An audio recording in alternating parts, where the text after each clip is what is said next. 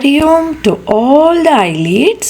Welcome to today's Katha Jyoti session.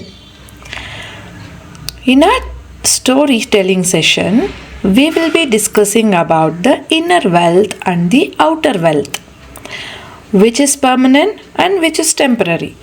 So let's begin our story session with a prayer. Gurur Brahma, Gurur Vishnu, Gurur Devo Maheshwaraha, Guru Sakshat Parabrahma, Tasmai Shri Gurave Namaha. Hari Om. Now let us briefly discuss about what is our inner wealth and what is our outer wealth. Inner wealth is nothing but the qualities inside a person like wisdom or viveka, compassion, honesty, patience, self-control, faith, gratitude, contentment, courage and humility. The same way, the outer wealth is nothing but our external possessions or status. So how do you define that? With the amount of money we have, with the property, vehicles, jewelry, technology or gadgets, clothing, social status, beauty, physical beauty or appearance. So these are all considered as a outer wealth. Now let's listen to a story. After listening to the story, you should be able to decide which is temporary and which is permanent, which will vanish and which sustains throughout the life. Okay, are you ready? Yes. Once upon a time, in the heart of a lush green valley surrounded by mountains whose peaks touched the clouds, there lived King Dharmavarma, a wise and kind ruler. His palace was built of white marble, shining in the morning sun like a jewel in the crown of the kingdom of Satyapuri. King Dharmavarma loved his people like his own children. In the royal treasury, he had two special treasure chests. The first chest was made of pure gold, studded with diamonds and rubies. It contained coins, jewels, silk, and all the riches of the world. The second chest was made of plain sandalwood. Inside it were scrolls and stones, each engraved with a single word: truth, kindness, patience, courage, gratitude, wisdom, humility, faith, contentment. One summer, a great drought struck Satyapuri. No rains for months. The rivers shrank, wells dried up, and the green fields turned brown. People were thirsty, cattle were dying. The fear spread like a shadow over the land. The ministers gathered and said, "Your Majesty, open the golden chest. We can use its wealth to buy water and food from other lands." The king agreed. Ships loaded the gold and jewels sailed to neighboring kingdoms, but soon they returned with sad news. "Great king, everywhere is dry.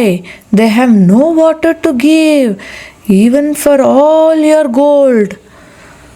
The king walked silently to the sandalwood chest. He opened it and gently took out the scrolls. "Now," he said, "it is time to use our second treasure." the scroll of wisdom. The king unrolled the first scroll. When water hides in the earth, call it back with patience and work. He gathered his people and taught them how to dig canals from the mountain streams, how to build rainwater tanks, and how to share water fairly so no one would be left thirsty. The scroll of courage. The heat was fierce, but the people worked day and night. Some were tired and wanted to give up, but the scroll of courage inspired them to keep going. Even little children carried water in small pots to cool the workers. The scroll of kindness. One day, a farmer found a small hidden pond deep in the forest. Instead of keeping it for himself, he shared it with the whole village. Soon, everyone began to share whatever little they had: food, shade, and water. The kingdom blooms again. Weeks later, dark clouds gathered. The first raindrops fell. Children danced in the streets, splashing in the puddles. Streams began to sing again, and the dry earth drank the rain with joy. The people understood gold can buy things, but inner wealth guides us when no price can solve the problem. The king's lesson was: the king called the people to the palace courtyard. He placed both chests before them. He pointed to the golden chest. This is our outer wealth, useful, beautiful, but limited. He pointed to the sandalwood chest and told, this is our inner wealth, values, wisdom, and character. When the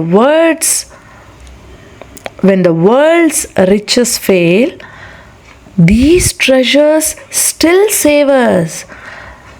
From that day, the children of Satyapuri were taught to build both treasures, to work for a good living, but also fill their hearts with honesty, kindness, and courage. So, the moral of the story is: the inner wealth stays for a long period of our life, but the outer wealth stays, it is a temporary. Even though the outer wealth is limited, using our inner wealth, we can gain the outer wealth. So, this is the moral of the story. Hope you enjoyed this story. Now, let us close this story session with a prayer.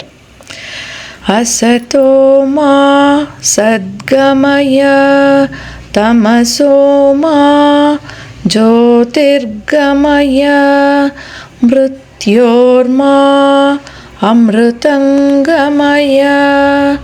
Om Shantir Shantir Shanti. Hari Om Tat Sat. Shri Gurubhyo Namaha. Thank you.